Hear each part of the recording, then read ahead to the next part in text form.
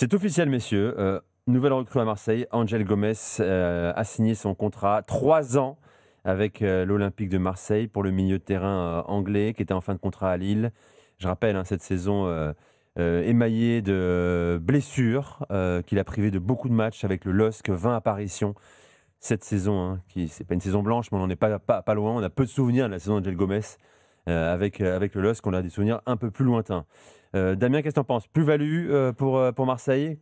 Tu penses qu'il va réussir à s'intégrer dans le jeu aussi précis, énergivore de Roberto De Zerbi? Moi, je pense que tu as dit quelque chose d'important, c'est ses blessures. Moi, ce sera peut-être le seul point négatif que je vais mettre sur son dossier et sur son cas, mais pour l'Olympique de Marseille, avec les compétitions qui vont s'enchaîner, je pense que c'est une plus-value pour le milieu de terrain, oui. C'est un espoir aussi. Et quand Lille l'a signé, il savait très bien ce qu'il faisait. Moi, le peu que j'en ai vu, j'ai beaucoup aimé. Après, c'est vrai que la saison dernière, son premier match à Reims, le chaos derrière, l'incertitude de revenir ou pas, et le temps qu'il a mis aussi. Et puis, il va falloir voir aussi une chose qui est importante, c'est l'atmosphère, savoir s'il répondra présent avec, dans le Vélodrome, mais avec la pression aussi parfois du public marseillais. Il y a beaucoup de paramètres à prendre en compte, mais si on se focalise juste sur le footballeur en lui-même et les qualités intrinsèques du joueur, moi je suis pour et je valide totalement.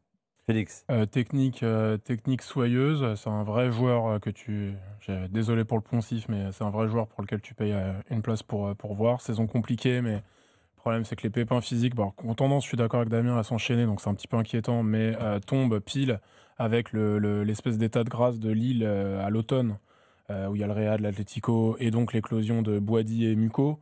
Genesio est très adepte des missions commando dans sa gestion de l'effectif, c'est-à-dire qu'il y a un moment, et d'ailleurs Lille l'a payé en fin de saison, mais il y a un moment où le turnover s'arrête.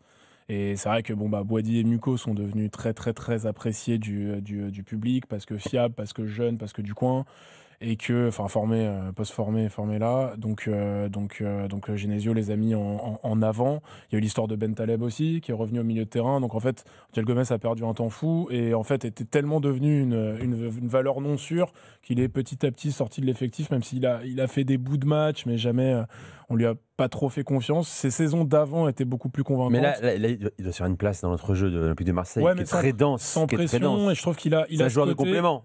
Complètement, ça on est certain. Il va pas être sur la photo sur la boutique, devant la boutique boulevard Michelet, ça c'est sûr. Voilà, capacité technique, capacité surtout, ce qui est vraiment son point fort, à se retourner sous pression pour une équipe qui joue très haut. Et surtout, il peut jouer dans la ligne de 3 ou dans c'est pas une ligne, mais dans les deux qui sont derrière l'attaquant à Marseille. Il peut jouer et là et aussi à portée devant. Qualité de coup de pied arrêté.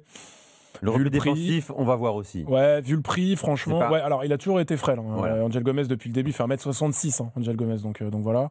Mais en joueur de complément, De Zerbi pourra le mettre un peu où il veut. Faudra surveiller l'état physique, faudra faire une vraie prépa et puis voir ce que le staff médical peut en tirer. Mais sur 100, je pense qu'à 80%, c'est une vraie bonne idée.